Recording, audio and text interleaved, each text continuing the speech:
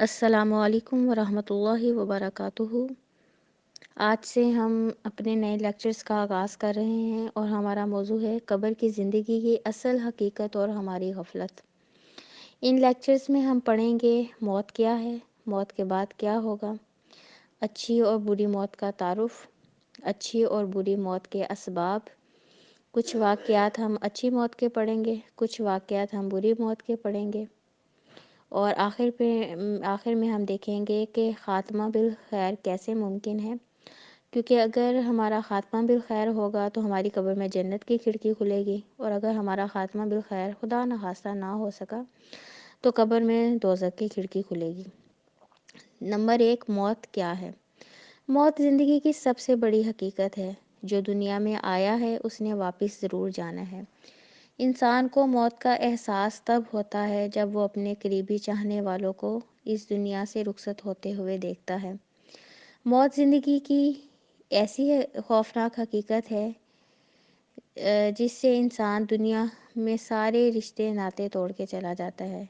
انسان اپنی اولاد، والدین، رشتے دار، بہن بھائی، اپنا مال، سب کچھ دنیا میں چھوڑ کے اس دنیا سے چلا جاتا ہے۔ موت کے ساتھ انسان کا سب کچھ ختم ہو جاتا ہے۔ اس دل فریب، آرام دہ اور پر آسائش زندگی کے بعد آنے والے تمام مراحل انتہائی کٹھن، تکلیف دہ اور المناک ہیں۔ سب سے پہلا مرحلہ موت کا ہے۔ موت وہ کڑوا گھونٹ ہے جسے ہر جاندار نے پینا ہے۔ سورۃ آل عمران آیت 185 میں اللہ نے فرمایا ہے، ہر جاندار نے موت کا ذائقہ چکھنا ہے۔ اسی طرح سورۃ قصص آیت 88 میں اللہ تعالیٰ فرماتے ہیں، اللہ تعالیٰ کی ذات کے علاوہ ہر چیز ہلاک ہونے والی ہے۔ مرنے کے بعد چونکہ کوئی شخص واپس نہیں پلٹتا، اس لیے ٹھیک ٹھیک یہ بتانا کہ مرنے کی کیفیت کیا ہوتی ہے ممکن نہیں۔ البتہ قرآن و حدیث میں موت کی شدت و سختی کا جو ذکر آیا ہے، اس سے اندازہ ہوتا ہے کہ دنیاوی زندگی کے سارے مصائب و آلام، سارے رنج و غم اور ساری تکلیفیں مصیبتیں اکٹھی کر دی جائیں تو موت کی تکلیف اور شدت ان سے زیادہ ہوگی۔ سورۃ قاف آیت نمبر 19 میں اللہ تعالیٰ فرماتے ہیں، اور موت کی سختی حق لے کر آ پہنچی۔ حق سے مراد عالم برزخ کے حقائق اور سچائیاں ہیں۔ فرشتے نظر آ جاتے ہیں، عذاب یا ثواب کا یقین ہو جاتا ہے۔ اسی طرح سورۃ قیامہ آیت نمبر 26 تا 29 میں اللہ نے فرمایا ہے، جب جان حلق تک پہنچتی ہے تو کہا جاتا ہے کہ ہے کوئی جھاڑ پھونک کرنے والا؟ آدمی یہ سمجھتا ہے کہ اب دنیا سے جدائی کا وقت آ گیا ہے۔ اس وقت پنڈلی پنڈلی کے ساتھ مل جاتی ہے۔ پنڈلی سے پنڈلی مل جانے کا مطلب یہ ہے کہ موت کے وقت پے در پے تکلیفیں آتی ہیں، تب جان نکلتی ہے۔ احمد کی حدیث سے آپ صلی اللہ علیہ وسلم نے فرمایا، موت کی تکلیف بڑی شدید ہے۔ اسی طرح ترمذی، نسائی اور ابن ماجہ کی حدیث ہے کہ آپ صلی اللہ علیہ وسلم نے فرمایا، لذتوں کو مٹا دینے والی چیز یعنی موت کو کثرت سے یاد کرو۔ اب ہم دیکھیں گے کہ جس وقت انسان کی موت کا وقت آتا ہے تو انسان کے جسم کے ساتھ کیا ہوتا ہے۔ نمبر 1، انسان کے دل کی دھڑکن بند ہو جاتی ہے، دماغ کے خلیات ختم ہو جاتے ہیں، اور جو جسم میں دوران خون وہ ختم ہو جاتا ہے، پھیپھڑے کام کرنا انسان کے بند ہو جاتے ہیں، حلق میں رطوبت پیدا ہو جاتی ہے جس سے انسان کی آواز میں کھڑکھڑاہٹ پیدا ہو جاتی ہے، اور اس کو موت کی کھڑکھڑاہٹ کہتے ہیں۔ انسان کے گردے فیل ہو جاتے ہیں۔ نمبر 2، مرنے کے بعد کیا ہوتا ہے؟ دماغ کو آکسیجن چونکہ نہیں ملتی تو انسان کا دماغ ختم ہو جاتا ہے اور جسم میں بلڈ موو کرنا بند ہو جاتا ہے۔ نمبر 3، 1 سے 9 منٹ میں انسان کے ساتھ کیا ہوتا ہے؟ کشش ثقل کی وجہ سے خون کا رنگ تبدیل ہو جاتا ہے، انسان کی آنتڑیاں ڈھیلی ہو جاتی ہیں جس سے اکثر انسان کا پیشاب یا پخانہ نکل جاتا ہے، دماغ ختم ہو جاتا ہے، خون کے دباؤ کی وجہ سے آنکھیں جو ہیں وہ اکثر کھلی رہ جاتی ہیں۔ یہ سارا کچھ 1 سے 9 منٹ میں ہوتا ہے۔ نمبر 4، 8 گھنٹے میں انسان کے جسم کے ساتھ کیا ہوتا ہے؟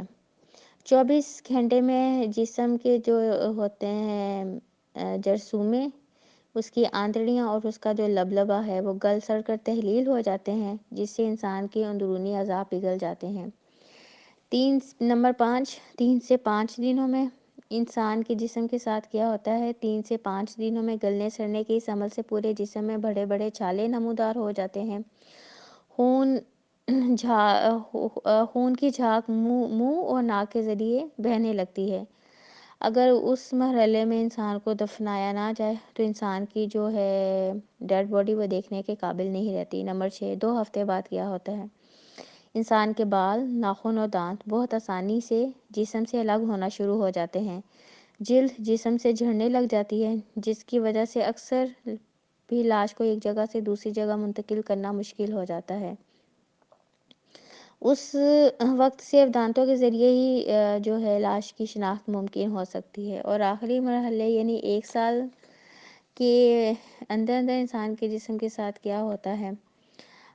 اس میں انسان کا جو جسم ہے اسے مٹی کھا لیتی ہے، اور انسان کے جو صرف ہیں دانت باقی رہ جاتے ہیں، یا اس دانت یا کچھ ہڈیاں باقی رہ جاتی ہیں، اور جو ریڑھ کی ہڈی ہے وہ انسان کی باقی رہ جاتی ہے، جسے ڈی این اے ٹیسٹ کر کے انسان کی شناخت ہو سکتی ہے اگر کسی کی ڈیڈ باڈی کی شناخت نہ ہو سکے۔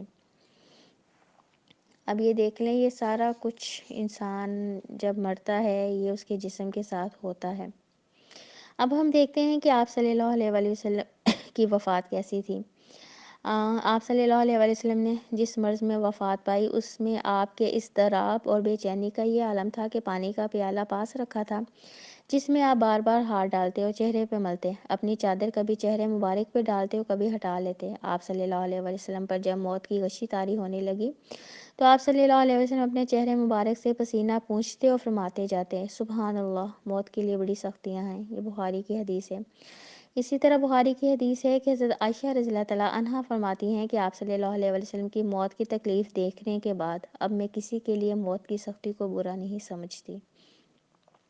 زندگی کے آخری لمحات میں آپ صلی اللہ علیہ وسلم کی زبان مبارک میں لکنت آ گئی تھی۔ ابن ماجہ کی حدیث ہے۔ حضرت عمر بن عاص رضی اللہ تعالیٰ عنہ فاتح مصر اپنی زندگی میں اکثر کہا کرتے تھے، مجھے ان لوگوں پر تعجب ہے جن کے حواس موت کے وقت درست ہوتے ہیں مگر موت کی حقیقت بیان نہیں کرتے۔ حضرت عمر بن عاص پر جب موت کا وقت آیا تو حضرت عبداللہ بن عباس رضی اللہ تعالیٰ عنہما نے انہیں ان کی بات یاد دلائی تو حضرت عمر رضی اللہ تعالیٰ عنہ نے ٹھنڈی سانس لی اور کہنے لگے، موت کی کیفیت ناقابل بیان ہے، بس اتنا بتا سکتا ہوں کہ مجھے ایسا معلوم ہو رہا ہے گویا آسمان زمین پر ٹوٹ پڑا ہے اور میں دونوں کے درمیان پس رہا ہوں، میری گردن پر جیسے کوئی پہاڑ رکھا ہوا ہے، پیٹ میں کھجور کے کانٹے بھرے ہوئے ہیں، اور ایسا معلوم ہو رہا ہے جیسے میری سانس سوئی کے ناکے سے گزر رہی ہے۔